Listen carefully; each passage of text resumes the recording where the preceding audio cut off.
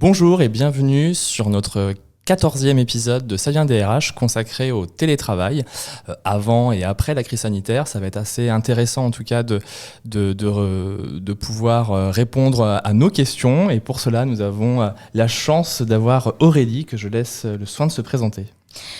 Bonjour à tous, donc Aurélie, je suis avocate au barreau de Paris depuis un peu plus de 10 ans maintenant et je travaille exclusivement sur les questions de droit du travail et droit social et je conseille les entreprises notamment dans le cadre de la mise en œuvre de dispositifs de télétravail. Top. Et puis bien sûr, j'allais dire, on allait se présenter nous deux, c'était ridicule. Vous nous reconnaissez, c'est complètement débile. On a toujours l'habitude de... Donc le télétravail, c'est effectivement la thématique, je pense, il y en a 2-3 dont on parlait en 2022. On va dire qu'elle se poursuit, cette activité. Donc, et on en parlait d'ailleurs dans un autre épisode en disant bien qu'on allait renvoyer sur celui-ci. Peut-être avant de commencer dans le vif du sujet, 1 ou 2 chiffres à partager. Même la moitié d'un, Pierre, ça peut suffire. Oui, non, il y a en tout cas un chiffre qui est assez intéressant, c'est qu'avant la crise sanitaire, on parlait plus de télétravail, mais finalement, dans les chiffres, on se rend compte que c'était pas énormément. On était sur du 4% des salariés qui avaient l'habitude de faire du télétravail. Alors après, j'ai pas forcément réussi à trouver le nombre de jours de télétravail par semaine, oui. Versus après la crise sanitaire, à plus de 30% de salariés qui ont l'habitude d'en faire. Donc c'est quand même assez intéressant de pouvoir, en tout cas, constater qu'il y a une évolution. Et je pense que ça peut être aussi intéressant de voir aussi comment ça a pu se construire dans les services aussi des ressources humaines au travers d'accords. Mmh. Et du coup, là, je pense qu'Aurélie a quelques chiffres, en tout cas, à nous présenter. Oui, alors effectivement, j'ai fait un peu mes devoirs et donc je suis quand même allée regarder puisque, alors pour ceux qui nous écoutent, vous savez peut-être que le télétravail aujourd'hui se met en place par 3 canaux principaux. Le premier, dans les entreprises d'une certaine taille, par accord collectif négocié avec les organisations syndicales. Le second, par le biais d'un acte unilatérale qu'on appelle une charte de télétravail pour les entreprises de taille plus petite et dans la troisième hypothèse, quand on n'a ni accord collectif ni charte, par des accords individuels avec les salariés. Donc effectivement, il y a encore avant Covid, on n'était pas sur un dispositif qui était très exploité dans les entreprises et aujourd'hui par contre, avec la crise sanitaire, on a mis en place le télétravail et ce qu'on constate, c'est effectivement une augmentation quand même significative des accords qui ont été conclus avec un chiffre qui nous est donné notamment par la Direction générale du travail, qui est qu'en 2020, on avait 2760 accords conclus sur le télétravail et qu'on est passé quand même à 4070 accords en 2021, ce qui est quand même une augmentation de 47%. Ah oui, c'est une augmentation significative de négociations.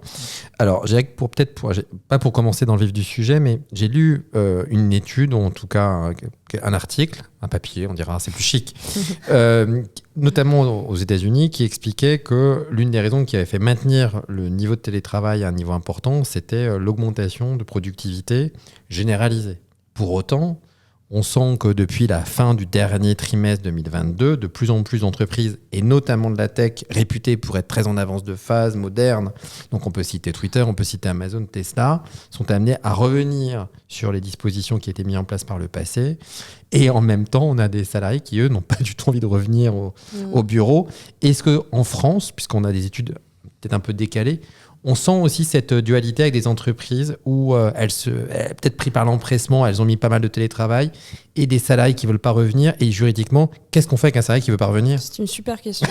Est-ce qu'on peut changer aussi les accords qui ont été mis en place 6 mois après en constatant qu'on a donné trop de jours ou trop de liberté ou trop d'éléments pour justement... Qui pourrait compliquer en tout cas la mise en place du télétravail ? Oui. Est-ce qu'on peut revenir en arrière, quoi ? Alors, je pense qu'aujourd'hui, ce qui clairement on voit, c'est qu'il y a, on dirait des accords de plusieurs phases et une vraie évolution en fait de la perception dans les entreprises. Moi, ce que je constate à mon niveau, c'est que on n'envisage plus du tout de revenir au zéro télétravail. C'est quelque chose qui est plus du tout audible vis-à-vis des salariés.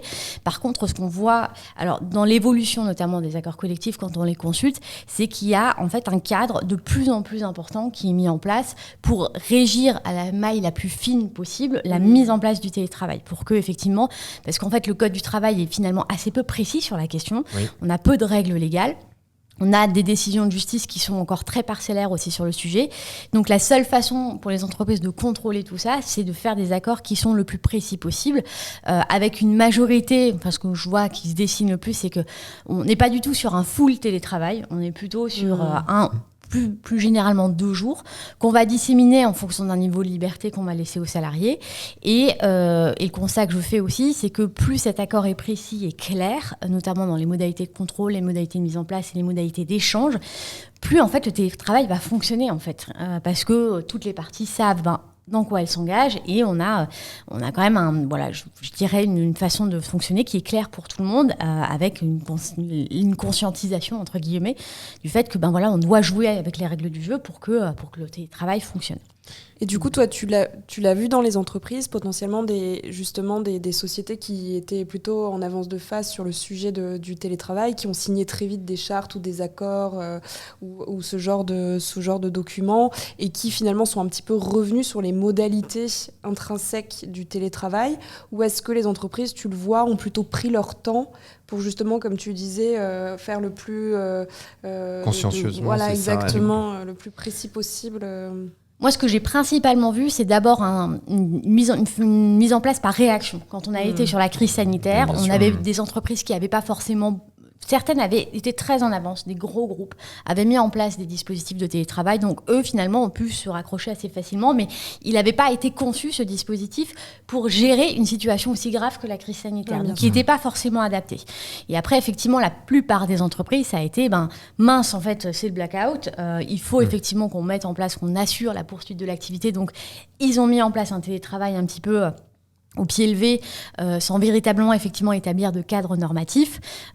C'était la confusion générale. Et effectivement, par contre, à la sortie, on a en fait des premiers accords qui sont sortis, alors peut-être un peu moins pensés.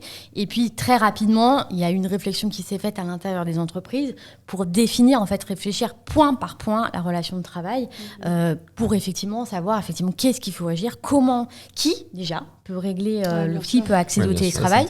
Et effectivement, un des sujets d'ailleurs corollaires qu'on voit aujourd'hui, c'est comment compenser vis-à-vis des populations qui ne peuvent pas télétravailler, qu'est-ce qu'on leur donne pour C'était la remarque d'ailleurs d'Elon Musk, qui avait dit qu'il voulait plus du télétravail. Enfin, il avait dit si, je veux bien du télétravail, mais à condition que les télétravailleurs travaillent au moins autant de temps sur place que les ouvriers en usine. C'était une moyen d'arrêter le télétravail, c'était certain, mais il est malin, ce petit bonhomme. Donc, mais néanmoins, c'était un clin d'œil qui était de se dire tout le monde ne peut pas en bénéficier. Après, je ne suis pas sûr que c'était la seule motivation de notre ami Elon, mais quand même, je trouve que c'était un message de dire dans une entreprise qu'il faut essayer quand même d'avoir une cohérence ou d'essayer d'emmener tout le monde. Il peut sembler avoir une sorte d'inégalité de traitement, le terme est un peu fort, mais néanmoins, est-ce que ce n'est pas un peu ça aussi qui se dessine dans des paysages RH ?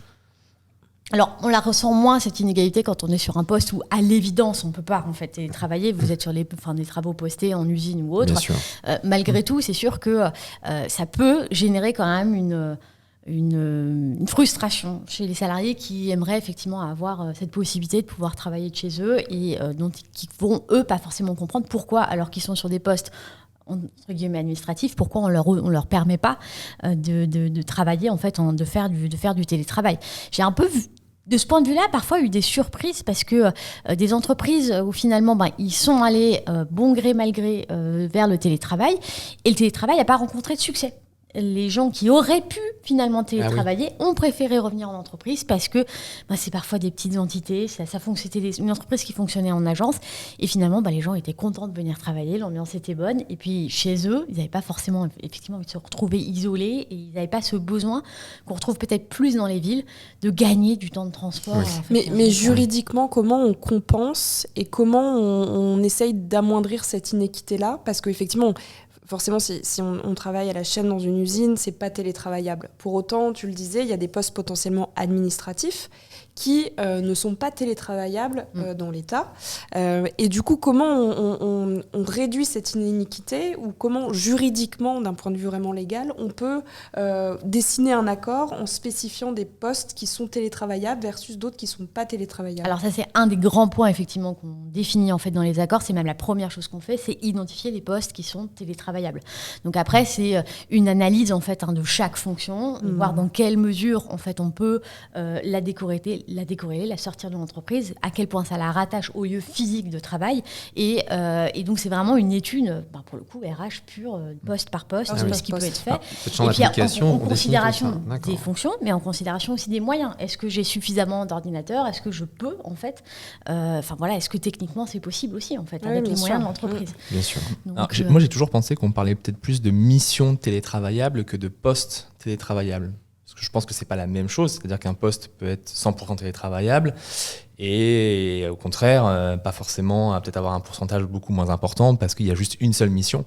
Finalement, comment ça s'oriente ça ? Est-ce que dans les accords, on est peut-être plus à parler de généralité et de postes juste globalement, ou est-ce que on devrait, ça me paraît logique, mais de parler plus de missions télétravaillables, justement peut-être pour réduire aussi l'inéquité qu'on pourrait avoir aussi face à des personnes qui ne peuvent pas télétravailler en disant tu peux, mais à raison d'1 heure par semaine, je suis pas sûr que ce soit vraiment très à raison de 10 minutes, tu peux faire du télétravail. Ça n'a pas vraiment de sens. Et puis, la difficulté que tu as, c'est que ce qu'il faut, c'est.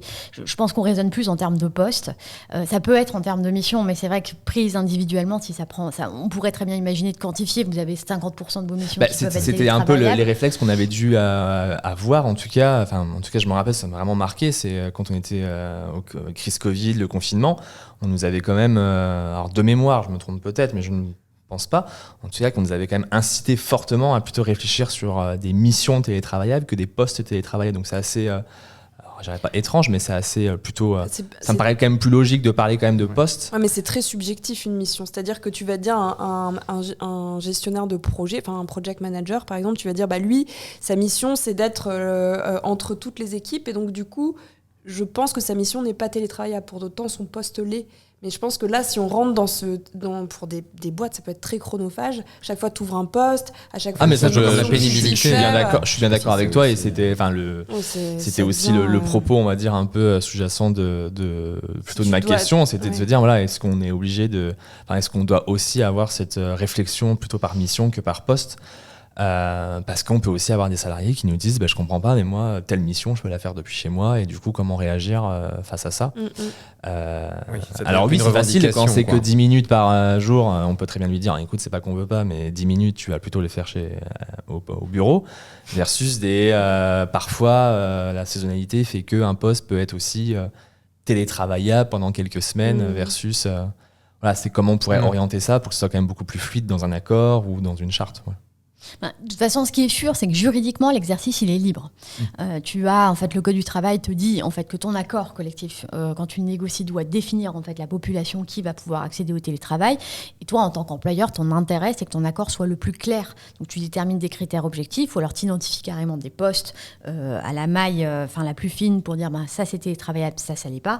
La classification, ça n'a pas de sens, parce que ça permet pas de définir clairement ce que font les salariés. Et donc, mais l'important, pour le coup, dans l'accord collectif, que tu le fasses sur une analyse de la mission ou de l'emploi dans sa globalité, c'est que ton critère soit le plus précis possible pour que justement il n'y ait pas de débat vis-à-vis des salariés qui puissent télétravailler ou pas. Après, effectivement, quand vous êtes en négociation avec les représentants du personnel, c'est un sujet qui est discuté. Et en général, on arrive à un consensus dessus et c'est pas discuté derrière. Ça peut l'être de façon individuelle, mais globalement, effectivement, c'est vrai, pour le coup, c'est un des enjeux de l'accord. Et du coup, les points de friction que toi, tu as pu voir, ça va porter sur quoi ? Sur le nombre de jours, sur effectivement les postes qui sont concernés, sur la durée peut-être avant un bilan, je ne sais pas si ça se fait, on se donne 1 an et puis à bout d'1 an, on fait le point. C'est quoi les points où tu sens que là, ça se tend ? C'est sur des prises en charge de déplacement, je dis n'importe quoi, c'est sur quoi Alors, les points de friction, c'est effectivement la question financière. Les frais qui sont pris en charge. Donc aujourd'hui, on a une espèce de nomenclature qui nous est donnée en fait par la sécurité sociale, le bulletin officiel de la sécurité sociale. Donc on sait à peu près jusqu'où on peut aller en étant exonéré de charges. Mais c'est vrai que certaines entreprises y sont encore réticentes. Certaines ne veulent pas en fait, considèrent que finalement, comme c'est un choix fait par le salarié, et en fait, il doit en assumer les conséquences financières.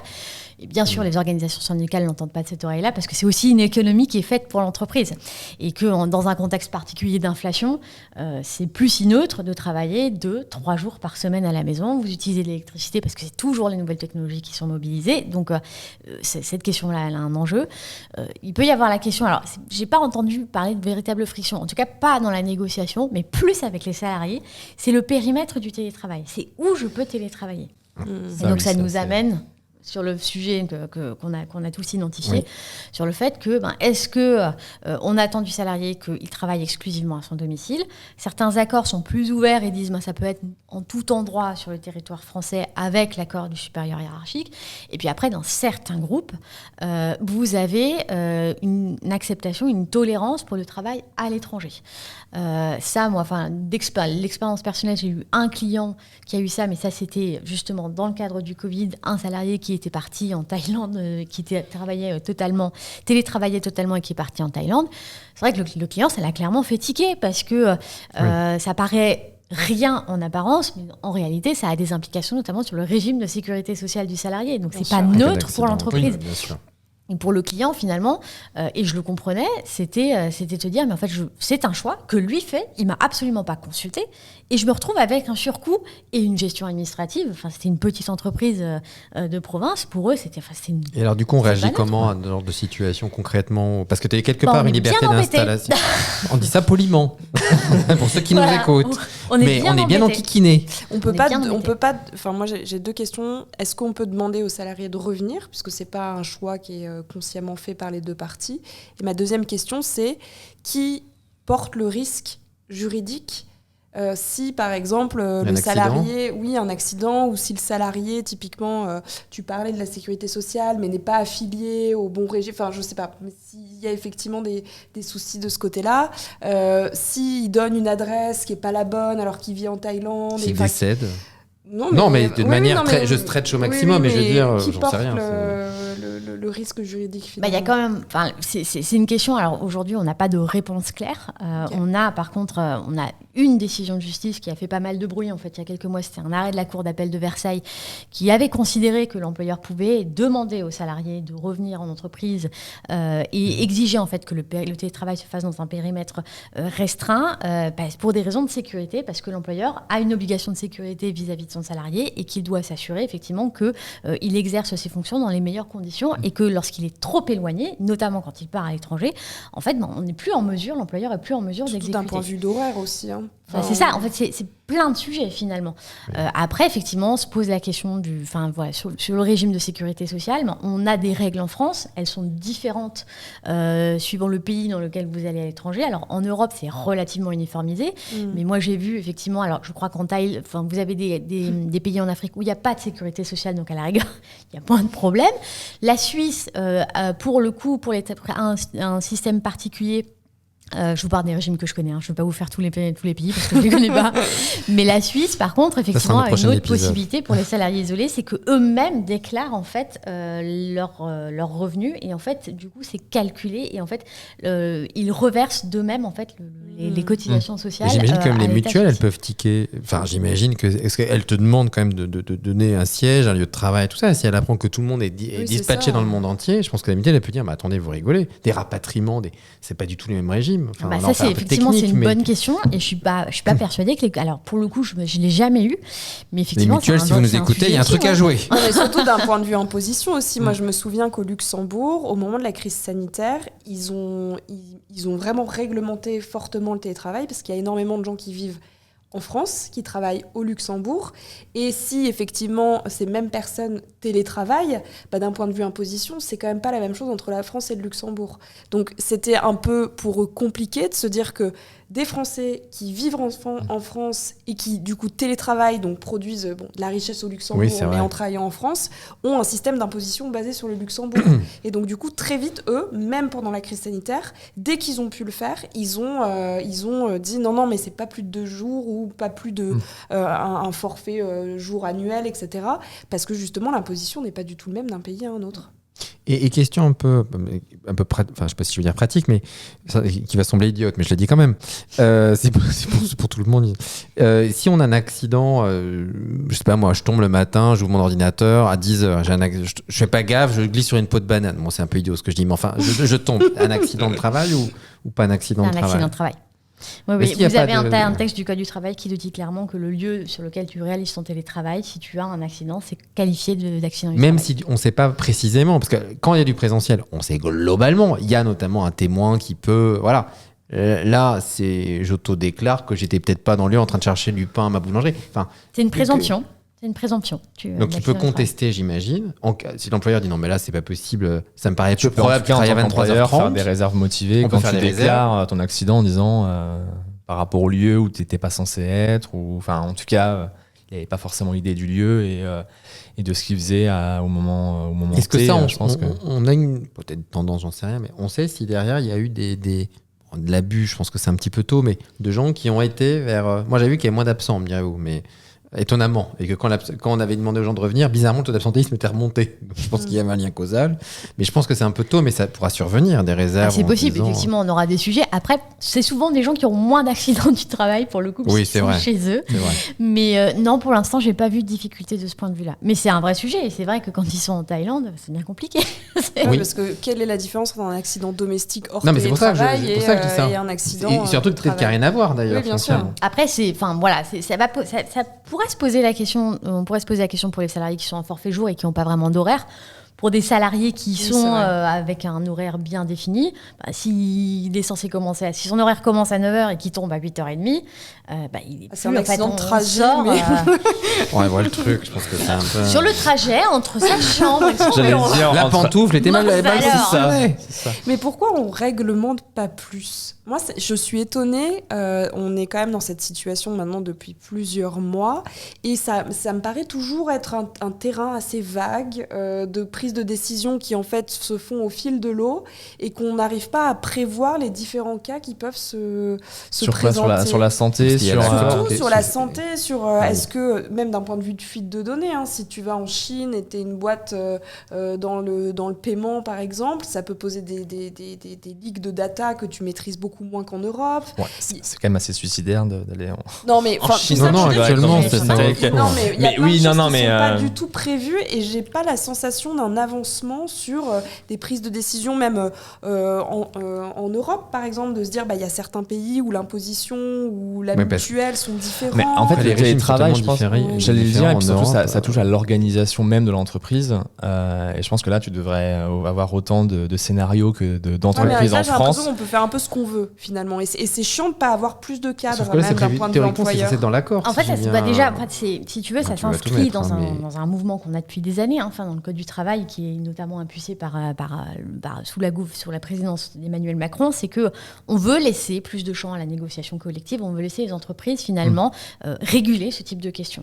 Donc, et ça, quelque part, ça marche, parce que effectivement, on a eu effectivement cette première étape où on a fait un peu du télétravail d'urgence, mais aujourd'hui, les derniers accords qui sortent sont des accords qui sont extrêmement détaillés. On a vraiment envisagé tout, et donc après, effectivement, il y a toujours des angles morts et des situations, mais je reviens notamment sur une question sur comment on modifie l'accord. On renégocie. Quand c'est une charte, on la modifie de façon unilatérale. Et donc, effectivement, c'est pas gravé dans le marbre. Et avec l'expérience, on peut modifier les choses. Donc, après, c'est vrai qu'il y a certains sujets et on attend, pour le coup, les décisions de justice parce que, notamment dans le dossier dont je vous parlais sur le salarié qui est parti en Thaïlande, le débat qu'on a eu, c'est qu'on a quand même un droit individuel, une liberté fondamentale qui est celle de déterminer son lieu de résidence. Oui, son résidence, oui. Et donc, du coup, on était un peu coincés par rapport à ça parce qu'on savait pas jusqu'où on pouvait aller. Donc, on n'avait c'est pas constitutionnel, encore ça, ou c'est travail? Je sais plus si ça avait été qualifié que c'est. Si vous nous écoutez, n'hésitez pas à mettre en commentaire. C'est une question un petit peu de niche. Mais c'est quand même, c'est une liberté fondamentale qui est. Donc c'est peut-être.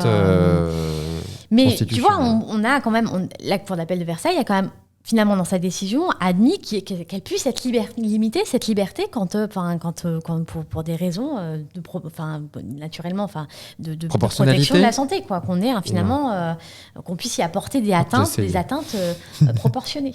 Donc et c'est vrai qu'on attend. Et alors du coup, imaginons, on demande à monsieur, il était où ce monsieur, en quel pays? Thaïlande. Ou cette dame d'ailleurs, je préjuge. Thaïlande. Bon. Il dit c'est gentil, mais je ne reviendrai pas. Non, l'entreprise dit écoute, non, je veux que tu reviennes. Bon, manifestement, ils ne se mettront pas d'accord. Qu'est-ce qu'on fait là, à un moment donné? Est-ce que c'est un motif de licenciement? La rupture conventionnelle, je crois que c'est mal embarqué. La démission, on n'y croit pas. Qu'est-ce qu'on fait? Alors, dans ce dossier-là, effectivement, on voulait le garder parce qu'il nous était très utile. Enfin, il était très utile aux clients. Et puis surtout, c'était une situation qui était installée quand même. Le full télétravail était installé depuis un bon moment.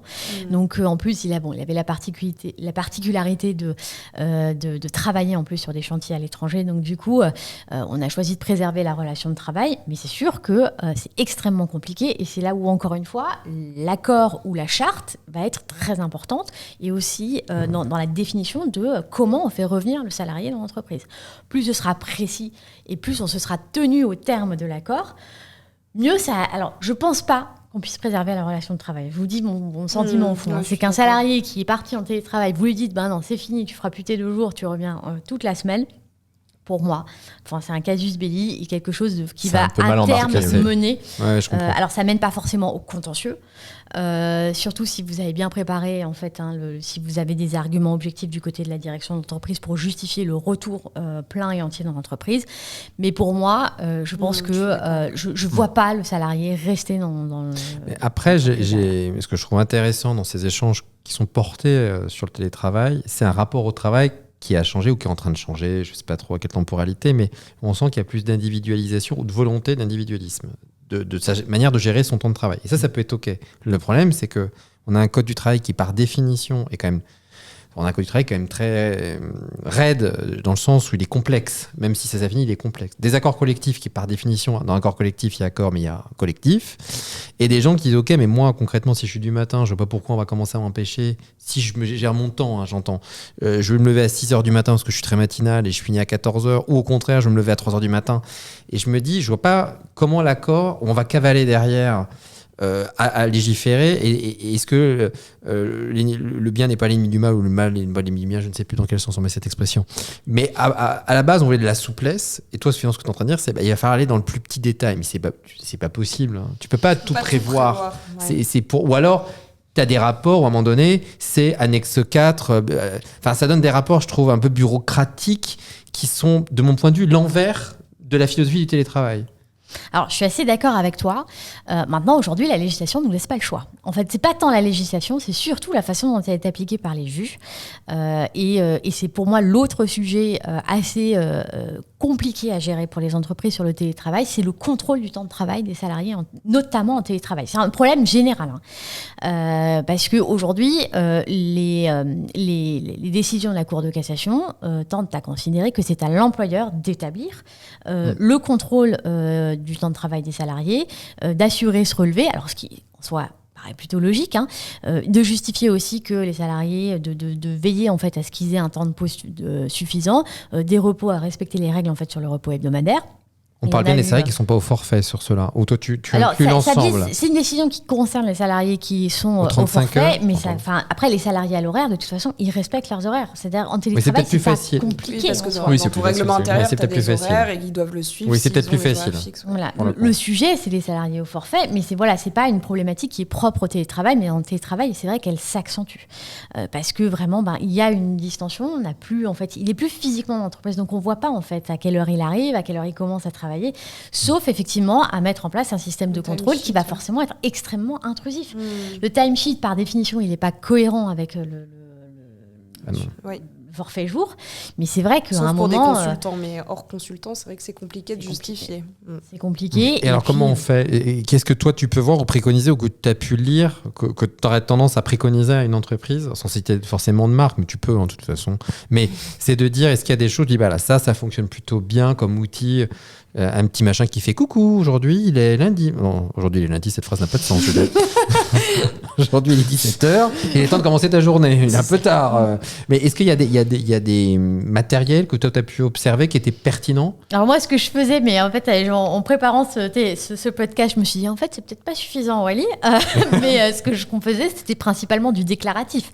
Donc pour laisser aux salariés finalement quand même pas quelque chose de trop intrusif. Donc moi je fais déclarer, la plupart des accords collectifs, encore une fois, pas sur les horaires, mais sur le forfait jour, c'est vous avez travaillé ce matin, cet après-midi, est-ce que vous avez bien respecté les temps de pause ? chose. Est-ce que vous avez bien eu 11 heures de repos entre deux prises de travail? C'est se backuper, quoi, en tant qu'entreprise. En même temps, c'est aussi ce qu'on doit faire quand on a des forfaits jours dans une entreprise. C'est ça. Déjà, à la base, c'est ça. Pour moi, l'approche, elle n'est pas différente, mais c'est vrai que... donc, je pense mais je m'interroge aujourd'hui sur le fait, est-ce que c'est réellement suffisant? Est-ce que on n'est pas à l'abri qu'on ait un contentieux derrière où le salarié dise, non, en fait, j'ai rempli parce qu'on m'a dit de remplir, mais dans les faits, en fait, non, pas du tout. Je travaillais tard le soir, j'avais pas 11 heures consécutives et mon employeur pouvait très bien le voir. Mais du coup, on a la même chose pour les heures supplémentaires d'un salarié aux 35 heures qui pourrait dire, si c'était très implicite, alors peut-être la jurisprudence a changé, mais on m'a bien fait comprendre que si je ne restais pas plus tard pour traiter mes mails, d'ailleurs, on m'a jamais dit d'arrêter par mail, tu vois, donc en fait, ça n'est pas que le forfait, mais comme on est dans un autre cadre plus personnel, il n'y a pas tout le monde part, je pars. Si je comprends bien. Là, le fait, du coup, je peux se dire, je fais 2 heures de plus, mais moins 3 heures de moins. En fait, je trouve que l'entreprise est dans une relation un peu difficile aussi, dans le sens, elle peut donner de la souplesse jusqu'au jour où ça, c'est comme pour tout, me diras-tu, mais elle se rend compte que finalement, elle n'est pas vraiment dans les clous. Mais est-ce qu'on peut pas, tout miser sur les managers? Enfin, c'est une question un peu naïve parce que je sais paquet sur les managers. Non, mais dans le sens où est-ce que, d'un point de vue juridique, déjà, est-ce qu'on peut se dire, c'est la décision du manager de faire un petit peu finalement du cas par cas, parce qu'on en a souvent parlé, on en a parlé hier notamment. Oui. Moi, le télétravail, je trouve que c'est un nouveau mode flexible que j'entends et j'aimerais pas retourner à du full présentiel. Et en même temps, au-delà des postes télétravaillables, moi je trouve que c'est finalement un faux problème. Moi, c'est des personnes, en termes de seniorité, mais aussi en termes de façon de travailler, qui sont pas forcément télétravaillable, c'est-à-dire que adapté au télétravail. C'est ce qui remonte aussi, ce que j'entends la même chose. C'est plus en fait de faire de l'individualisme, même si c'est hyper compliqué, c'est pas du tout l'esprit d'une charte et c'est pas l'esprit d'un accord collectif, parce que sinon ce serait un accord individuel collectif. Ouais, voilà. C'est peut-être un nouveau concept, Aurélie, un petit peu de créativité, peut-être. Mais ce serait un petit peu pénible. Et moi je trouve que c'est, en fait, est-ce qu'on peut pas donner, si on croit beaucoup en ces managers, la possibilité aux managers de décider finalement, de faire revenir quand on voit qu'il y a des abus, de contrôler finalement aussi cet aspect de temps de travail. Sauf que là, tu vas dans l'inégalité de traitement, à mon avis. Enfin, j'en sais rien, je vais laisser... Non, peut-être pas, peut-être que... En fait, pour moi, c'est évident en fait que le manager doit être, le premier rapport en fait et le premier effectivement contact du salarié en télétravail avec l'entreprise. Et effectivement, un des aspects, ce que j'ai vu pas mal sur les derniers accords conclus, c'est la mise en place de formations spécifiques pour les managers pour justement gérer cette particularité du rapport en télétravail avec un salarié en télétravail. Après, on peut pas, le manager peut pas tout faire parce qu'effectivement, ça peut pas être purement individuel parce qu'effectivement, on a le risque d'une inégalité de traitement en fonction des affinités les uns avec les autres et de la perception qu'on peut avoir, qui est peut-être pas forcément toujours objective. Et pour aider les managers, on a besoin de leur donner des éléments objectifs d'appréciation. Et c'est là que l'accord va jouer son rôle, la charte. Mais après, pour rebondir sur ce que disait Claire, parce que je l'entends moi aussi, je dirais qu'il y a presque 2 temps. En 2020, on reprend toujours cette période durant laquelle tout a fonctionné. Mais je dirais que l'entreprise, elle n'a pas vraiment eu le choix. Alors finalement, elle s'est bien organisée. Mais ce qu'on me dit, et même dans les gens un peu plus jeunes, c'est-à-dire les trentenaires, c'est loin de moi ça maintenant, me disent, quand ça s'est mis en place, il y avait les gens qui connaissaient l'entreprise, les structures, les modalités, donc ça a été plus ou moins fluide et il y a eu beaucoup d'ailleurs de travail. Et c'est là, moi j'ai entendu beaucoup de gens travailler beaucoup, parce qu'ils étaient dans cette espèce de mécanique, donc eux, on continue de travailler beaucoup. Et là, j'entends depuis quelques temps, alors j'ai une semaine ou mois, j'en sais rien, dire là, on bascule dans un autre truc où on a des gens qui connaissent pas l'entreprise, pas les process, pas l'organisation, ils ne se connaissent pas. Et même des jeunes RH ou des jeunes managers me disent le télétravail, finalement, ça va pour des gens qui connaissent en gros le job, qui connaissent, et d'ailleurs hier, on parlait de la seniorité, mais qui connaissent l'entreprise, qui connaissent les modalités, qui connaissent l'organisation. Et pour ceux qui arrivent, c'est plus compliqué d'avoir les réflexes, on perd plus vite le fil des échanges. Donc et or on peut pas en même temps, comme disait Claire, on peut pas vraiment individualiser parce qu'on bascule. C'est là où le droit est quand même, je trouve, à ses limites. On bascule dans. Non, t'es peut-être pas. Pierre n'est pas d'accord. Non, je suis pas d'accord. Moi, j'ai signé une charte télétravail fin d'année dernière, donc 2022, et justement j'ai mis en certains articles, notamment sur une période de pas une probabilité, je sais plus d'ailleurs quel mot, probatoire, voilà, où en fait j'inclus finalement aussi dans tout ce process le RH, le manager et la personne qui souhaite être en télétravail, où on parle aussi de est-ce que la personne se sent aussi en sécurité en termes de connaissances, est-ce que se sent en autonomie, est-ce qu'elle a toutes les connaissances on va dire, hors de son scope, on va dire, pour lui permettre en tout cas de bien vivre le télétravail. T'as prévu une période, c'est ça que tu dis? Exactement, de 3 mois en fait, de 3 mois. C'est pas un peu court. Moi, je trouve que c'est une bonne idée. Alors, c'est un bon type, ça. Je sais pas quel est ton avis plutôt sur ça. 3 mois minimum. Ok. Bien évidemment, il y a aussi ce côté, quand tu es manager, quand tu commences aussi à avoir des postes aussi à responsabilité où le scope est quand même beaucoup plus large ou beaucoup plus transversal, ça me paraît aussi évident qu'on puisse aussi ajuster la période.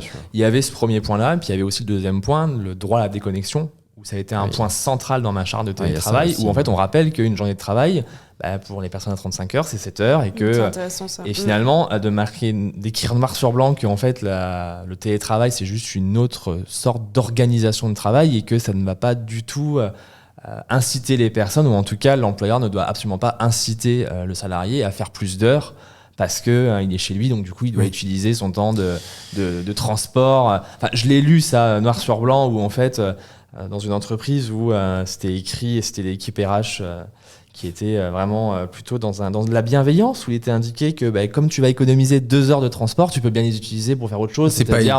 C'est pas travailler, idiot. quoi. C'est pas idiot. Ça va l'air du gingembre. J'ai trouvé ça un peu fort de café. Oh là, une belle expression. On devient bon en expression. On va faire un best-of des meilleures expressions. Mais je pense qu'on arrive quand même à trouver une solution où on peut permettre de montrer que c'est une nouvelle forme d'organisation du travail, et du coup il faut se préparer, et en fait il n'y a pas que la personne qui va en faire, mais c'est aussi le manager, parce qu'on se rend compte aussi que le manager, quand il a l'habitude de manager en présentiel, c'est bien, hein, je pense qu'il n'y a pas de souci là-dessus. Après, quand il commence à avoir une équipe aussi un peu hybride, c'est-à-dire il y en a 2 qui vont être en présentiel aujourd'hui, puis le lendemain. C'est ce que j'allais dire en fait. Et dans la même journée, t'en as 3 qui sont en télétravail, et puis il a juste juste oublié qu'il y avait une réunion où en fait. Mais je pense que ce que tu disais, je rajoute juste ça, après on pourra avoir l'avis plus juridique, mais à l'époque, en fait, ce qui a vraiment changé, c'est que tout le monde était en télétravail. Donc je pense qu'il est plus facile d'avoir une équipe qui est limite que en full télétravail, même si pour les relations vraiment humaines, d'un point de vue, ça peut être compliqué, mais en tout cas, tout le monde a la même organisation. C'est-à-dire que tout le monde se connecte, par exemple en télétravail, à 9h pile, alors que toi, t'es à la machine à café, mais tu vas faire la réunion avec ces gens-là, et donc t'arrives à la bourre. Enfin, je trouve que c'était plus facile quand tout le monde était en télétravail, et que là, ce qui est finalement limite plus dérangeant dans les équipes, c'est la différence. Et je pense que la clé de succès, ça c'est mon petit tips à moi, c'est de se dire qu'en tant que manager et en tant qu'équipe, d'essayer de se retrouver sur des jours communs. Donc du coup, d'avoir la même organisation sur la même journée. Le samedi, par exemple. Très bon tip, s'il te plaît. Non, mais voilà, par exemple, l'équipe RH, de se dire, en fait, si tu viens les mardis, mercredis, jeudis, je dis des bêtises parce que ça laisse les lundis, vendredis qui sont toujours un peu vides dans les entreprises. Mais voilà, de se dire, on se retrouve sur ces jours-là, et après, le lundi, vendredi, par exemple, nous sommes tous en train de Moi, je ferais que les lundis matin, mardi matin, mercredi matin, jeudi matin, vendredi matin. C'est pas mal, ça, comme idée. 2h30. L'horreur. Mais c'est vrai qu'effectivement, ça va comme ça d'avoir des gens qui peuvent être présents, j'entends. Aurélie, avec toutes ces... Juste pour rebondir d'abord sur la question justement des nouveaux entrants effectivement dans l'entreprise. Alors il y a pas mal d'accords maintenant qui prévoient en fait que le télétravail ne sera applicable qu'aux salariés qui ont une certaine ancienneté. Ah oui, ça, qui est entre 6 mois et 1 an. Donc en général, justement parce pas. qu'on veut que d'abord le salarié se familiarise avec l'entreprise et développe une certaine, alors je sais pas trop, une habitude, puisse poser ses valises, en gros, et se sentent à l'aise. Ensuite, effectivement, on enchaîne avec toujours une période d'adaptation pour vérifier que le télétravail fonctionne bien, qui peut être de 2-3 mois, donc qui est distincte de cette période, finalement, d'ancienneté minimale. D'accord. Ce qui revient, en fait, qui part du constat que tu as fait. Quand ça se passe pas bien, moi, dans ma charte, il est prévu que si ça ne se passe pas bien, hors période probatoire, on a la possibilité, en tant qu'employeur, de faire revenir le salarié. Oui, c'était aussi. Mais dans les deux sens. Il y avait les deux sens, moi, pour moi. C'est-à-dire, est-ce que tu vois un salarié qui dit, écoutez, moi, sincèrement, ça me plaît pas, ouais. c'est difficile, parce que c'est vrai qu'il y a des conditions, on n'en a pas parlé, mais on sait que pendant un moment, l'une des questions, c'était, il y a des foyers où c'est soit des toutes petites surfaces. Ouais, on a aussi, parce que ça existe, pendant un moment, c'était des addictions, on avait aussi des hommes ou des femmes battus. Bref, c'est des situations, je vais pas faire. Mais ce que je veux dire, c'est qu'il y a des situations où les gens sortir de chez eux. Donc, quand le full remote est arrivé, on a eu des feedbacks, je ne dis pas que c'est la majorité, de gens qui disaient, mais en fait, ça ne nous rend pas du tout service, parce que ça nous permettait de nous sociabiliser et de sortir du cadre. Et là, le full remote imposé, est devenu un problème. Donc, si on les bloque à revenir chez eux, donc c'est pour ça que je posais la question, il y a aussi la possibilité dans les deux sens, pas uniquement l'entreprise, mais le salarié, de dire Ça me plaît pas, que je puisse revenir un peu plus, quoi. Alors ça, de toute façon, c'est une obligation légale. Ah, bah d'accord. Pour le coup, le code du travail dit pas grand-chose, Ok. mais Je vais ça, coucher. il le dit. Tu dois toujours prévoir dans ton accord, ta charte ou l'accord individuel, les possibilités pour le salarié de revenir en fait dans l'entreprise.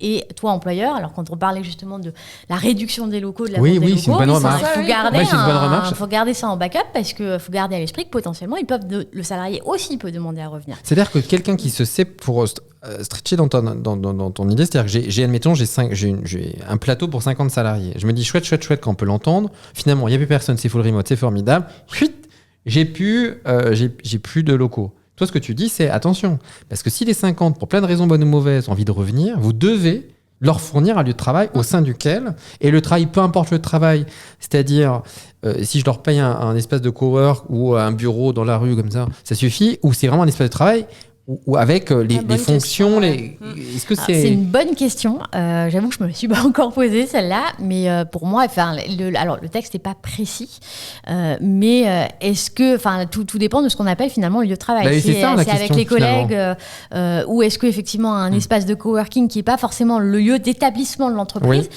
Je suis pas persuadée que légalement on considérera que ça c'est vachement intéressant, parce que certains qui s'emballent là pourraient des chanteurs disent mais j'avais pas du tout prévu ça. Que les gens voulaient revenir. Mais vous êtes sérieux là vraiment, alors que c'est super. Et c'est vrai que c'est ce qu'on entend. Alors après il y a aussi dans les points un peu il y avait un podcast, alors je pense à Florence notamment qui va nous écouter. L'une des remarques d'un des consultants, c'était de dire ça devient compliqué notamment en termes financiers, puisque avant, quand les gens étaient à Paris ou à Lyon, à Bordeaux, mais on va dire que l'entreprise était située dans un lieu géographique, quand on envoyait les gens chez des clients, tout le monde tout le monde se déplaçait chez le client. Désormais, comme tout le monde est dispatché, on a des coûts de structure, des coûts de déplacement, des coûts de déjeuner, des coûts d'hôtel que le client ne veut plus payer. La personne hier nous a dit les clients, donc ça impacte directement notre marge. Et donc on est en train de revoir un peu les choses. On est dans un côté où le salarié veut partir loin, ce que j'entends. Et en même temps, on a ces coûts de transport. Et j'ai une vraie question sur le remboursement des 50%. C'est-à-dire que 50% d'une carte Navigo, c'est une chose. 50% d'un abonnement à Marseille, voire en Corse, c'est pas la même chose. Et l'entreprise, ce qu'elle peut dire, mais 50% d'un abonnement je sais plus combien c'est là, 1000 balles par an, c'est pas tout à fait pareil que 10 000, quoi. Okay. Et est-ce que tu mets des plafonds en disant bah non, ou est-ce que dire bah non, c'est 50%, c'est 50%? En l'état actuel des décisions de justice qui sont rendues, ce sera 50% déplafonné. Oh, c'est ouf. Alors ça, tu vois, l'accord peut prévoir un montant maximal de remboursement. Non, parce que le Code du travail prévoit, c'est 50% de l'abonnement. Et en fait, tout sur quoi vous pouvez éventuellement jouer, c'est est-ce que, parce que ce que dit la loi, c'est que normalement c'est le déplacement entre la résidence du salarié et en fait le lieu de travail. Donc, on a pu parfois s'en sortir en disant mais en fait votre lieu de résidence c'est celui où vous vivez habituellement à proximité de votre lieu de travail et votre domicile, celui où vous allez le week-end pour retrouver femme et enfants, c'est pas votre résidence. Mais en soi, il y a une décision de justice qui a été rendue il n'y a pas longtemps. Alors, c'est une première instance, c'est ça, va sans doute remonter jusqu'à la Cour de cassation. C'est effectivement la position actuelle, c'est non, en fait, la résidence, c'est là où on a femme et enfants, et si c'est en province, effectivement. Est-ce que le salarié peut renoncer à ce coût ? Est-ce qu'il peut dire via un écrit en disant c'est ma décision de partir en full remote alors que j'ai une charte ou alors que j'ai des bureaux à Paris par exemple et je renonce à ce coût des 50% de transport. Alors pour moi c'est d'ordre public. Oui mais s'il n'envoie pas de justificatif, ça peut passer ça. C'est-à-dire que tout le monde, l'employeur dit envoie-moi les justificatifs. S'il se retourne contre toi un an après en te demandant des arriérés, mais est-ce qu'il ne peut pas écrire un mot en disant, un peu comme la rupture conventionnelle, quoi. C'est pas possible, mais je ne veux pas... c'est ma décision et je ne veux pas impacter un coût sur le dos de l'entreprise. Oui, ça me paraît compliqué, ça. Ouais, non, je pense qu'à mon avis, ça me paraît... Pour moi, ces règles-là sont d'ordre public. Donc, en fait, le salarié ne peut pas y renoncer et l'employeur ne peut pas refuser de les appliquer. C'est comme je dis ça à chaud, c'est pas assez... Oui, bien sûr, mais c'est juste dommage, du coup, parce que, effectivement, moi, je te rejoins, quand c'est une décision de la part du salarié de partir, notamment en région avec, effectivement, des coûts. Parce que, pour moi, ça n'a pas de sens qu'un salarié qui a décidé de partir impute, typiquement, les paniers repas le midi ou son nuitée le soir. Il faut vraiment avoir une politique d'expense, je pense, de dépenses à côté qui norme un peu tout ça, parce que dans ce cas, à chaque fois que tu viens, tu payes 200 € d'hôtel, et puis tu prends un déj le midi, ce qui crée de l'iniquité avec les salariés qui, eux, n'ont pas ces mêmes droits. Enfin, je trouve que ça, encore une fois, je pense qu'on ne peut pas tout prévoir dans l'accord, et en plus, il y a des choses qu'on ne peut pas prévoir, finalement, notamment de renoncer à des droits d'ordre public. Donc, comment on fait ça en 5 minutes. Vous avez 3 heures. Non, mais c'est vrai que c'est... Là, pour le coup, je pense certains. Alors, je pense que la première façon d'éviter ça, c'est de limiter en fait le périmètre dans lequel le salarié va télétravailler. La première chose, c'est ça. Pour moi, et on peut vraiment limiter comme on veut. Genre, par exemple, tu fais du télétravail, mais dans un arrondissement. De France, quoi. Hyper circonscrit, à 5 km de l'entreprise. Ah bah, c'est super. Tu peux au moins définir un. C'est comme les clauses, on reprend sur les clauses. Oui, ou peut-être définir qu'il y a un lieu de résidence principale et puis un lieu, on va dire, 10 satellites où tu peux faire du télétravail, mais. Là, tu rentres dans la truc personnel des gens, quoi. C'est ça qui est quand même hyper gênant. Le texte te dit simplement qu'effectivement, tu définis en fait les modalités d'exercice du télétravail. Donc, on n'a pas encore, à ma connaissance du moins, de décisions qui viennent se prononcer sur la légalité d'une clause qui serait restrictive par rapport à ça. Je pense qu'il ne faut pas perdre de vue que quand même, dans la plupart des cas, on ne fait pas du full télétravail, on fait du télétravail limité à, dans la plupart des cas, c'est 2 jours par semaine maximum. Donc effectivement, le salarié nécessairement doit rester quand même dans un périmètre raisonnable autour de l'endroit où il va devoir travailler quand même 3 jours par semaine. Mais après, je pense que ça fonctionnait. Notamment, il y avait les navetteurs. Je sais pas si c'était les. On regardait avec des grimaces comme ça. Les navetteurs. Mais si, c'est ceux qui habitaient par exemple la Tour, qui venaient à Paris et qui prenaient tous en même temps dans la petite navette comme ça. Et hop, je fais bien la navette pour ceux qui me voient. Et ils arrivaient et c'était relativement peu de personnes. Sauf que maintenant, c'est-à-dire que tu peux avoir une partie, admettons ton effectif il y a 4-5 ans, qui décide d'habiter à Pétaouchnok, si tu en as 2-3%, c'est jouable de rembourser. Sauf que si tu commences à avoir 20, 30, 40%, alors je parle pas de LVMH, évidemment, il n'y a pas de problème pour eux, mais je parle pour une boîte qui soit plus petite ou une PME, une entreprise qui rencontre des difficultés économiques, c'est bête. Mais si tu commences à avoir les 3/4 des gens qui commencent à envoyer leurs notes, plus leur hôtel, plus effectivement leur panier repas, ça devient des montants qui ne sont plus si neutres que ça, et ça peut mettre en fragilité certaines entreprises, parce que oui, c'est 2 jours par semaine. Mais je peux tout à fait concevoir vraiment le salarié qui se dise, écoute, moi, si je travaille que 2 jours par semaine, plutôt que payer un coût très élevé à Paris ou dans une grande métropole, ce que j'entends bien, je préfère partir beaucoup plus loin. Finalement, Bordeaux à côté, c'est 2 heures. Et puis, je sais pas si le transport se cumule, je sais pas si je remboursais le RER, le machin, je sais pas si le taxi, le mec qui fait taxi Bordeaux-Paris, 850 €. Oh, c'est trop cher, ça ne marchera pas, c'est pas un transport collectif. Quoi, s'ils sont 4 peut-être. Enfin non, j'en sais rien. Bref. Et donc, je mets... donc, c'est vrai que ça a des coûts qu'on ne voit pas. Sauf si tu as, et je sais pas si légalement c'est possible, sauf si, je pense que si, mais contractuellement, tu peux avoir un impact sur ta masse salariale et te dire que quand il est à Bordeaux, il a 15% de salaire de moins qu'à Paris. C'est possible de réduire par accord, oui, ça doit être possible. Alors, c'est sûr qu'il va falloir l'accord. Il va falloir l'accord du salarié, c'est une évidence. On peut pas l'imposer, ça. Et après, je pense que ça va être compliqué parce que, passons au-delà de la question des minima conventionnels, on va avoir quand même une problématique d'égalité de traitement.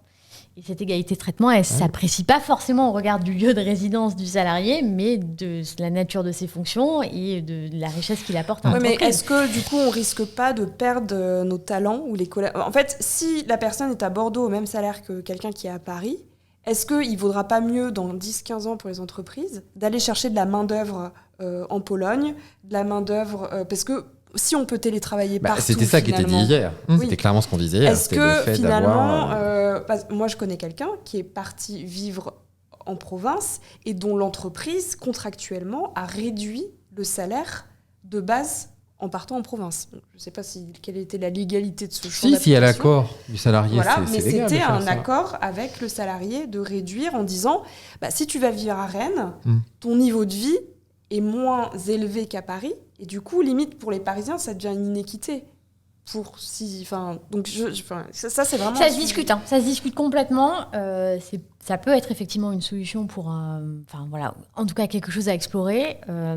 Je ne donnerai pas ce conseil-là sans mettre des réserves à un client, très honnêtement. Mais oui, en tout cas, c'est audible. Et effectivement, c'est vrai que le coût de la vie n'est pas du tout le même entre... Paris et la province. Et après, effectivement, juste pour rebondir rapidement sur la notion des paniers repas, on a aujourd'hui aussi un débat sur est-ce qu'on donne des tickets restaurants aux salariés qui ont télétravail ou pas. Et les décisions ne s'entendent pas. Vous avez des juges qui vous disent non, en fait, il fait l'économie. Le ticket restaurant, c'est pour ceux qui ne peuvent pas rentrer chez eux déjeuner. Par définition, un salarié télétravailleur, il l'est chez lui. Mais c'est pas du tout une position. Enfin, voilà, il n'y a pas d'uniformité des décisions sur la question, et même la sécurité sociale admet que on puisse donner des tickets restaurants à des télétravailleurs. Donc encore une fois, il faut donner des chèques restaurants au nombre de manière concomitante à la charte, quoi, sur un nombre de jours qui n'est pas un nombre de. Je trouve que le télétravail quand même apporte beaucoup de créativité au DRH. Non, mais c'est là en fait, on disait au démarrage pourquoi on ne peut pas s'aligner avec ce qui existe en Europe. Mais en fait, pour ça, c'est-à-dire que la France, elle a tellement le 50%, c'est très spécifique, les TR, c'est très spécifique. Il y a tellement de spécificités dans notre code du travail et dans les avantages qui sont OK, qui fait que ça rédit forcément, parce qu'il y a tellement tous ces avantages que le coût de structure est incomparable avec d'autres pays. Et donc, un truc où tout le monde va avoir de la souplesse, que les États-Unis, je sais qu'ils réfléchissaient, je ne pas dit que c'était formidable, par région, parce qu'en disant le coût n'est pas le même à New York, qui est au fin fond d'Arkansas, qui est au fin fond de la Silicon Valley, donc on va pondérer. Mais on voit bien que nous, notre droit dit non, mais ça va pas être possible. Et qu'effectivement, on entend, parce que ce que dit Claire, après, je ne sais pas si c'est... hier, l'anecdote, c'était cité par Marie. Donc, ce sera un épisode qui va être diffusé bientôt. Mais on ne sait pas trop la date encore, mais bientôt. Pas du recrutement. Et donc, elle nous disait l'exemple de chefs d'entreprise qui se séparent, avec ce qu'on a dit tout à l'heure, je ne suis pas sûr, l'intégralité des bureaux en les vendant, ça fait un apport en trésorerie, tout ça. Et qui se disent, mais finalement, tout le monde est à distance. Et comme le disait Claire, est-ce que j'ai besoin, à terme, de devoir toujours m'appuyer sur des salariés français? Et on sait qu'il y a des entreprises, notamment des startups, qui se développent. J'en ai une en tête, où tout le modèle économique, elles sont plusieurs à se développer, alors très anglo-saxonnes. Nous, on crée des sociétés un peu partout dans le monde. Vous pouvez travailler avec des Polonais, des Roumains, mais des personnes en Asie, aux États-Unis, en Mexique. Et nous, on se charge de tous les papiers, parce que concrètement, si la personne, vous ne le voyez pas ou vous le voyez peu, que la personne elle soit située au fin fond du Larzac, au fin fond de Mexico, en réalité, il n'y a pas bien de différence. Et je ne sais pas si c'est complètement déraisonnable de penser ainsi ou si c'est un truc complètement lunaire. L'exemple qui était cité de Yahoo, qui avait cette pratique ancestrale de télétravail, en est revenu. Alors, on en fait toujours un peu, mais beaucoup moins. Mais néanmoins, on voit qu'il y a une tendance, et on pensait que l'école bleue allait être les seuls à être impactés par les nouvelles technologies. Et certains disent, mais en fait, c'est l'école blanche vont encore être plus impactés parce que ils n'ont pas vu venir. Pour l'instant, ils en bénéficient. Mais quand ils vont voir que finalement la Belgique, c'est juste, tu peux juste commander par la Belgique ou des pays qui sont qui parlent très bien français aussi. Est-ce qu'on va pas risquer à terme d'avoir à vouloir finalement l'autonomisation de tout et notamment des relations de travail? On ouvre un peu, mais ce risque-là finalement de distanciation et de concurrence. Alors, je pense que ça dépendra complètement des métiers, en fait. Vous avez certains métiers, en fait, ou certaines spécialités qui nécessitent vraiment d'avoir fait ses études en France et un français, je pense notamment au droit, la maîtrise du droit français, ce genre de... Enfin, c'est le premier exemple qui me vient à l'esprit. Je pense qu'effectivement, cette concurrence, elle sera plus relative. Encore que en droit du travail, typiquement, maintenant, vous avez, effectivement, je pense qu'il y a des contrats de travail qui sont faits à l'autre bout du monde parce que c'est quelque chose de très normé. Et que, mais en revanche, effectivement, il y en a d'autres où, oui, je pense que c'est tout à fait possible. Et ça permettra en plus d'échapper à potentiellement la législation sur le détachement de salariés étrangers en France pour contourner. Donc du coup, oui, je pense qu'effectivement, c'est un risque. Ouais. Parce que je sais qu'il y a notamment, il y avait, je ne sais plus avec qui je discutais, mais c'était une énorme boîte américaine qui préférait travailler avec des développeurs français parce que ça coûtait moins cher que travailler avec en Silicon Valley, manifestement, les salaires, c'est hors sol. Mais, donc, c'était presque bon marché. Et donc, ça dépend de quel... C'est pour ça, c'est dans les deux sens. Bien sûr, ça peut être aussi un atout formidable pour plein de Français. C'est top. C'est une agréable surprise que pour une fois, ça bénéficie à la France. Parce que complètement. C'est des salaires importants et pour eux, c'était vraiment pas grand-chose. Enfin, je caricature un peu, mais c'était relativement peu comparé aux salaires extrêmement importants de la Silicon Valley. Donc, évidemment, mais c'est vrai que le télétravail, avec ce rapport de plus d'individus, on va s'attendre, à mon avis, dans quelques semaines ou mois à des évolutions encore juridiques, parce qu'on en est finalement assez aux prémices. Oui. Peut-être qu'on va pouvoir aller sur les questions un petit peu plus personnelles. Pierre. Avec grand plaisir. J'ai innové. Il a refondu complètement les questions, donc on va laisser la parole à Pierre. Il a innové. Aurélie, donc tu es donc la première. D'habitude, on a posé toujours un peu les mêmes questions. C'est moi qui réponds aux questions. Oui. J'avais pas compris. N'aie pas peur, ça va bien se passer. On va répondre aussi si jamais on n'a jamais répondu sur le sujet, ne t'inquiète pas. Peut-être première question en dehors de ton job actuel. Quel autre métier aurais-tu aimé faire en tout cas? Non. Ah non. La fille magistrat, je sais, ça n'a rien à voir. Ouais, c'est ça. Alors, c'est une bonne question. Je me la suis posée encore récemment parce que je me dis. Je crois que j'aurais bien aimé devenir psychologue. J'aurais bien aimé faire ça. Et pour quelle raison particulière? Parce que j'aime bien. Enfin, parce que je crois que malgré tout, je suis bien dans mon métier parce que c'est un métier de conseil et que j'aime bien accompagner les gens. Et pour le coup, j'aime bien essayer de les aider à se sortir des difficultés. Et ouais, psychologue, ça m'aurait bien plu. En fait. Ok. Et toi Pierre? Moi, Non, je ne répondrai pas à la question. Je me dis que c'est pas perdu dans une seconde reconversion de partie de carrière. Moi, j'aurais bien aimé être écrivain. Tu vois, des romans ou des choses comme ça. Raconter ta vie de RH. Non, Ah oui. ça non, pas du tout. Ça fait des anecdotes pro, pas influenceur en BD comme toi, tu vois, Pierre. Mais non, mais écrivain, j'aurais bien aimé. Mais je me dis que potentiellement, c'est plus du tout avec les humains, quoi. Mais loin, tu sais, dans une cahute, en télétravail. Ah bah complètement. Dans une forêt, dans une grotte, voilà. Ouais, ça me plairait bien. Voilà. D'accord, faut qu'on réponde tout. Moi, je pense que ça aurait été dans l'histoire. Voilà. Genre prof d'histoire? Non, j'ai pas dit travailler. Hein, attention, c'était pas forcément un métier. Ah si. Si c'est un métier, ton truc. Ah bah oui, quand même. Là, pour gagner de l'argent, ouais. Qu'est-ce qu'un travail? Rentier. Je veux dire, on va commencer. Qu'est-ce qu'un travail? D'abord, on va tout reprendre depuis. Pas prof d'histoire. Je pense sur une période, soit guide ou quelque chose comme ça. Ok, d'accord. Voilà. Ah, ok. Je pense. Et du coup, Pierre? Mais uniquement quand je veux, c'est-à-dire un jour par semaine. J'allais le dire, oui, quand tu veux. Peu. Rentier, en fait. Voilà. Ah oui, c'est le choix. Ah oui, ok. Moi, c'était antiquaire. Ok. Parce que j'adore chiner, j'adore aussi comprendre l'histoire d'un objet, d'un meuble, de voir s'il a aussi une histoire, comment il a été façonné. Et du coup, voilà. Je repense à tes lampes. Parce que Pierre a acheté beaucoup de lampes. Ah oui, d'ailleurs, on avait la radio, on l'attend cette radio. Et des radios aussi, ouais. Ouais. Pierre, on peut pas partager de photos ici, mais on partagera des photos de ces Je radios. mettrai peut-être en commentaire barre d'infos, lors si de la ça vous diffusion du intéresse. podcast. Le lien Insta. Et peut-être dernière question, parce que je pense que le temps court. C'est vrai.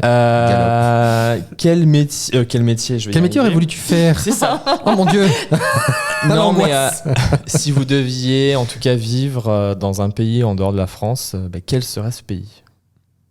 Je suis un peu en mode, je suis en train de préparer mes vacances. Alors, du Ah coup, oui, ça m'a ok, fait tu penser veux à des ça. conseils?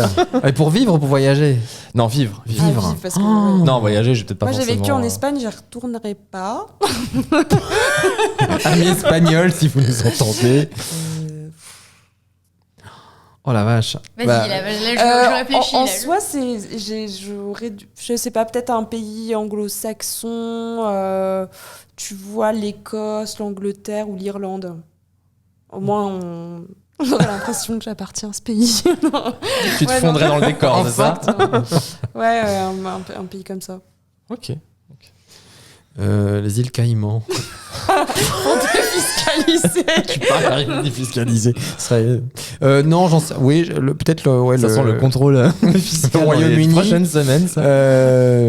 Oui, après, il y en a plein que je connais pas, étonnamment, je sais. Il y a beaucoup de pays que je n'ai pas encore fait.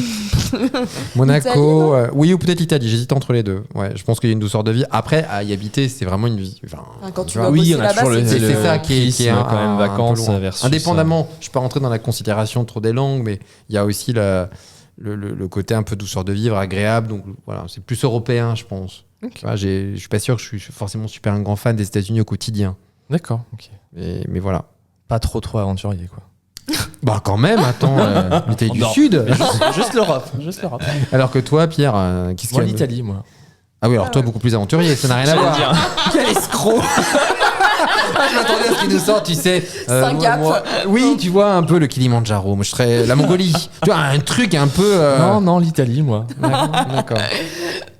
Bah, moi, j'ai vécu à l'étranger, en fait. Donc, du coup, pendant une période de 5-6 mois, j'ai été au Canada. Et alors, moi, ça m'a fait prendre conscience que j'adorais vraiment la France. Donc, en fait, je te dirais, je ne vivrais pas ailleurs. Ouais, moi, je suis D'accord, assez c'est pas la d'accord. question. Moi, je C'est suis ça. assez Oui, mais d'accord. c'est pas la question.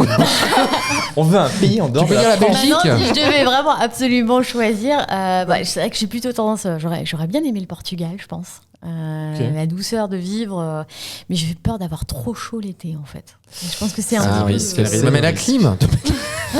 C'était très T'as pas écolo, joué, ça, t'es entre pas l'avion pour Ah oui, y mince, j'ai aller, oublié. ouais. Non, mais c'est sympa, ouais. Non, mais pour ça, notre prochain Portugal, podcast, peut-être RSE, écologie. Oui, on pourra faire une thématique. Côté très D'autres polluant. questions, Pierre, ou c'est bon? Non, c'est bon. Ah bah, je crois qu'on a terminé ce podcast durant lequel on a parlé notamment des voyages, non mais principalement du télétravail. N'hésitez pas à partager comme vous le faites d'habitude, à nous suivre. Vous êtes de plus en plus nombreux évidemment à nous suivre, à partager vos commentaires, à suivre sur les réseaux sociaux Aurélie ici et nous bien évidemment. Et on vous dit à très bientôt pour un prochain épisode de Ça vient des RH. Bye bye. Ciao. Au revoir.